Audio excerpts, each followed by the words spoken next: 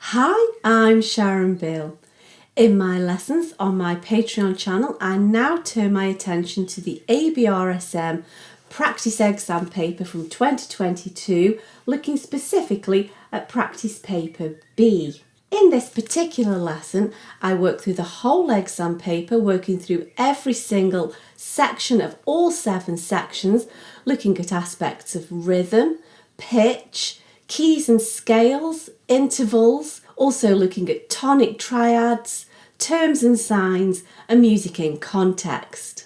The ABRSM Music Theory practice papers are an excellent revision guide helping you be best prepared for your music theory exam, and I work with you step by step through the whole paper, explaining everything that you need to fully understand to successfully answer every single question. The full lesson can be found on my Patreon channel. If you visit patreon.com/Sharon Bill, you can find the full lesson there, and you can see links to this lesson in the cards and in the description box below. After this short video, you can see sample examples taken from the full lesson, showing you how I work with you step by step through every single question, just as if I was sitting right next to you. Once you are ready to take the ABRSM Grade 1 Music Theory exam, I've written an exam technique guide, how to take your ABRSM Music Theory exam.